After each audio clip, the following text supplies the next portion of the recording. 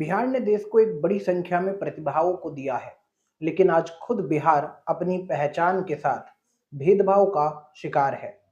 ये केवल एक राज्य की समस्या नहीं है, बल्कि बिहारियों के साथ होने वाला ये व्यवहार पूरे देश में देखा जा सकता है। चाहे वो महाराष्ट्र हो, पश्चिम बंगाल हो या फिर दिल्ली, बिहारियों को हमेशा एक सॉफ्ट टारगेट के रूप में देखा जाता है। आखिर ऐसा क्यों? बिहारियों का दूसरे राज्यों में जाना अपराध बन गया है क्या? इसी पर हम इस वीडियो में चर्चा करेंगे। हाल ही में एक घटना सिलीगुड़ी में सामने घटी है, जहां कर्मचारी चयन आयोग एसएससी की परीक्षा देने आए दो बिहारी छात्रों को पीटा गया। इसका वीडियो सोशल मीडिया पर वायरल हो गया, जिसमें देखा जा रहा था कि कुछ लोग इन छात्रों से पूछ रहे थे, बिहार से हो तो बंगाल में परीक्षा देने कैसे आ गए? इससे सवाल उठता है, क्या बिहारियों को दूसरे राज्यों में आकर परीक्षा देना अपराध है? यही सवाल बिहार के युवकों के मन में भी था। पिटाई करने वाले उनके सवालों का जवाब देने के बजाय उनको धमकी दे रहे थे और जबरदस्ती उठक बैठक उनसे लगवा रहे थे, जिसका वीडियो वायरल है। हालांकि दबाव पड़ने पर पश्चिम बंगाल की पुलिस ने दो लोगों को गिरफ्तार किया है। आरोपी का नाम रजत भट्टाचार्य बताया गया है। वह बांग्ला पक्खो नाम के एक संगठन को चलाता है। इस गिरफ्तारी से पश्चिम बंगाल सरकार चाहे अपने को कानून व्यवस्था को लेकर कोताही नहीं बरतने के लिए शाबाशी दे, लेकिन मुद्दा सिर्फ इससे खत्म नहीं हो जाता है। बिहार के लोग बंगाल में क्यों नहीं जा सकते हैं, ये एक बड़ा सवाल है। बिहारियों के खिलाफ आंदोलन की शुरुआत महाराष्ट्र से हुई थी। जी हाँ, महाराष्ट्र में 2008 की घटना को अगर हम याद करें, जब महाराष्ट्र में नवनिर्माण सेना मनसे के नेता राज ठाकरे ने खुलेआम उत्तर भारतीयों, विशेषकर बिहारियों को निशाना बनाना शुरू किया था।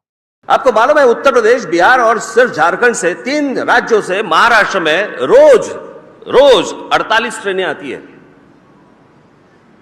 48 ट्रेन रोज आ रही है, भर के आ रही है, खाली जा रही है। एक शहर होता है, एक राज्य होती है, उसकी एक कैपेसिटी होती है, उसकी एक क्षमता होती है। उस क्षमता के बाहर अगर लोग सिर्फ आते रहेंगे तो जो रह रहे हैं पहले से, वो कहां जाएंगे? ठाकरे ने बयान दिया था कि बिहार से आने वाले लोग मुंबई में कानून व्यवस्था बिगाड़ रहे हैं। ये लोग मुंबई को बिहार बनाने पर तुले हुए हैं। मनसे कार्यकर्ताओं ने उस समय उत्तर भारतीयों पर हमले किए और उन्हें मुंबई से भगाने की कोशिश की। ये अभियान इतना उग्र था कि बिहार के लोगों को अपने घर छोड़ने तक की नौबत आ गई। क्या ये सही है कि किसी भी व्यक्ति को केवल उसके राज्य की पहचान के कारण निशाना बनाया जाए? पश्चिम बंगाल की मुख्यमंत्री ममता बनर्जी ने 2021 के विधानसभा चुनावों के दौरान बिहारियों को बाहरी करार दिया था। उन्होंने कहा था, बाहरी लोग बंगाल में दखल दे रहे हैं, जिससे साफ हो गया है कि बिहारियों और अन्य उत्तर भारतीय प्रवासियों को बंगाल में अवंचित माना जा रहा है। ये बयान किसी भी राज्य के नागरिकों के लिए अपमानजनक है, विशेषकर उन लोगों के लिए जो अपने भविष्य को संवारने के लिए दूसरे राज्यों में जाते हैं। केवल महाराष्ट्र या पश्चिम बंगाल ही नहीं, बल्कि देश के अन्य हिस्सों में भी बिहारी प्रवासियों को टारगेट किया गया है। 2008 में भाजपा नेता नितिन गडकरी ने कहा था, बिहार और उत्तर प्रदेश के लोग महाराष्ट्र में आकर हमारी सुविधाओं का लाभ उठाते हैं, लेकिन यहाँ के नियम कायदों का पालन नहीं करते हैं। वहीं राजस्थान के पूर्व मुख्यमंत्री अशोक गहलोत ने 2010 में कहा था कि राजस्थान में अपराध के बढ़ोतरी बाहरी राज्य के लोगों की वजह से ज्यादा हो रही है। खासकर बिहार और उत्तर प्रदेश से आने वाले लोग कानून व्यवस्था को प्रभावित कर रहे हैं। क्यों बिहारियों को ही टारगेट किया जाता है? ये सवाल अब तेजी से उठने लगा है कि हर बार बिहारियों को ही क्यों टारगेट किया जाता है, चाहे वह रोजगार के लिए अन्य राज्यों में जाने की बात हो या फिर परीक्षा देने की। बिहारियों को अक्सर अपमान और हिंसा का सामना करना पड़ता है। बिहारियों को देश भर में एक नकारात्मक दृष्टिकोण से देखा जाता है, जबकि वे अपनी मेहनत और ईमानदारी से काम करते हैं। राजनीतिक चुप्पी और व्यक्तिगत स्वार्थ। सिलीगुड़ू की घटना के बाद सवाल उठाता है कि बिहार के नेता जो खुद जाति और राज्य की राजनीति में आगे है, चुप क्यों है? यादव समाज की आवाज उठाने वाले अखिलेश यादव और तेजस्वी यादव ने इस मुद्दे पर अब तक कुछ नहीं कहा है। ये उनकी राजनीतिक विवशता की वजह से है। ममता बनर्जी के साथ उनके राजनीतिक संबंध शायद उन्हें इस मुद्दे पर चुप रहने के लिए मजबूर कर रहे हैं। बिहारियों के खिलाफ ये भेदभाव और हिंसा एक गहरी समस्या है, जो केवल राजनीतिक बयानबाजी से नहीं, बल्कि सामाजिक और सांस्कृतिक विभाजन से उपजी है। ये समय है कि देश भर में बिहारी प्रवासियों के साथ हो रहे इस अन्याय के खिलाफ आवाज उठाई जाए।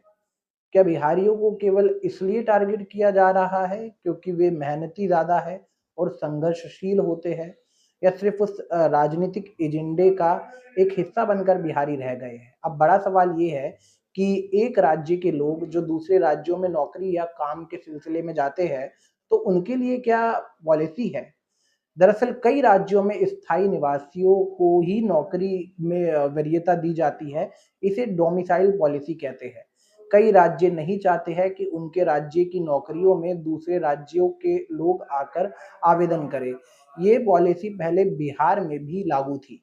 बिहार में डोमिसाइल नीति का सवाल एक बार फिर चर्चा में आ गया है। 2020 में नीतीश सरकार ने शिक्षक भर्ती में इसे लागू किया था, जिससे केवल राज्य के मूल निवासियों को ही प्राथमिकता मिलती थी। लेकिन जुलाई 2023 में सरकार ने यह नीति खत्म कर दी, जिससे अब अन्य राज्य के लोग भी आवेदन कर सकते हैं। सरकार ने अच्छे टीचर्स की कमी को इसका कारण बताया था। जन स्वराज पार्टी के नेता और चुनाव रणनीतिकार प्रशांत किशोर तथा लालू प्रसाद यादव की पार्टी आरजेडी ने पलायन और बेरोजगारी के मुद्दे को उठाते हुए इस नीति को फिर से लागू करने की मांग की है। वहीं पश्चिम बंगाल में बिहारियों पर हमलों के बाद ये विषय और गर्म हो गया है, जिससे ये 2025 के विधानसभा चुनावों में एक बड़ा चुनावी मुद्दा भी बन सकता है। ऐसे ही चुनावी विश्लेषण और मुद्दों के लिए देखते रहिए इलेक्शन मंत्रा। आपको ये वीडियो कैसा लगा हमें कमेंट करके ज़रूर बताइए, और अगर आप इस चैनल पर नए हैं तो हमारे चैनल को सब्सक्राइब करिए, ताकि चुनाव की हर खबर आप तक पहुंच सके। नमस्कार।